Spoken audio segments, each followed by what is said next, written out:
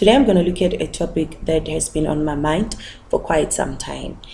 The issue of Lobola. What is Lobola? Is it relevant in modern South Africa? Should women and men continue with this long practice? I mean, women back in the days were subordinates, hence the practice of Lobola was to assist them in marriage. The money obviously paid food, costumes, cows. It has really assisted. I mean, when you look at back in the days, women, they were not working, they had nothing. It was almost like they were children, hence they needed a man to help them in growth, a man to marry them into their own family. Hence the tradition of Lobola began in assisting the woman's family for food, clothing, and just showing gratitude as to this family raised a young beautiful woman whom as a male you're taking to make your wife. But how is that practice relevant to South Africa today, where women are independent, they have rights, women are equated to men, and they have all the freedom in the world. They drive their own cars, they live in their own apartment, they go on vacation, they buy their clothes, they can move out of their family's homes, they are no longer subordinates. How is this Lobola practice relevant in modern South Africa? Basically, women now own everything. How do we then take an old practice made to honor and lend a helping hand to the bride's family and incorporate it into modern South Africa, where women are truly independent? They are no longer dependables. What is the role of a man?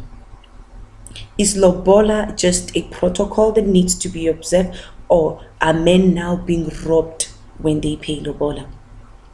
I mean, we look at how women have grown throughout the ages, where education, decision making, the Bill of Rights, the Constitution, giving women rights, responsibilities, where we have legislative acts also protecting us. We cannot live life according to, or rather live life as subordinate to a male counterpart. So the world has really changed in not only South Africa, but the rest of the international community are protecting women's rights. So how do we then incorporate the practice of Lobola in modern South Africa, where young women like us really can fend for ourselves? If we want, we can pay our own Lobola. We drive our own cars.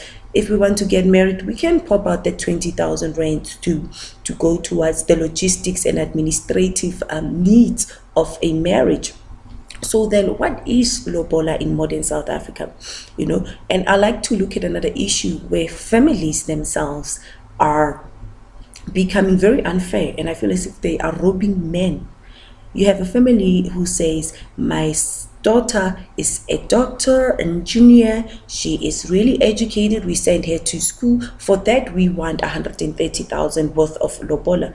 I mean, really, isn't it the responsibility of you as a father, as a mother, to send your child to university? Why do you then want the husband to pay such amount because your child is a virgin, your child doesn't have a child, your child went to school? But isn't your own responsibility to send your child to school? Why do you want another, that the man will be marrying your child to do all of those things? So I feel as if also our males are robbed.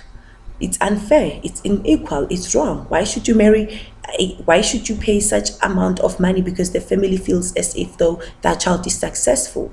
It's their own responsibility to send them to school. Why should they include you in it? So I believe that now Lobola, or rather a lot of families, are charging unreasonable prices for Lobola. The question is, can we constitutionalize this practice in South Africa to protect males from exploitation and modernize it to be fair, equal, refundable in an event where the marriage doesn't happen? Because what I have observed is just mediocrity, corruption. What's happening is pure corruption. It's wrong. You're just robbing poor guys. And when other people resent and say, I do not want my daughter, or rather I would not pay Lobola, we give them derogatory names saying, you are not a man, why don't you pay Lobola? But when you look at the reasons for the amount of money they want, it's clearly not fair. It's not something that you're willing to pay. How do we incorporate all of this in South Africa today? So that's the ultimate question. And our pledge to the Department of Arts and Culture, the Department of Corporation, Traditional Affairs, to work very hard in preserving, in doing research, in writing materials to protect certain practices that we have. Initiation schools are becoming businesses in South Africa. Young boys are stolen, literally taken from their homes to be sent to bushes where they don't even know the people, and those people keep them hostage for ransom. Why is this happening? I really don't understand. Lobola, you have families which are eager to rip young males off. Why is this happening? How do we protect it? How do we constitutionalize it or put it in a policy docket where we approve it as the court, as traditional leaders in our communities, to protect this? Because what I have observed, we are buying people. Our young girls are like livestock. The highest bidder takes them. It's wrong.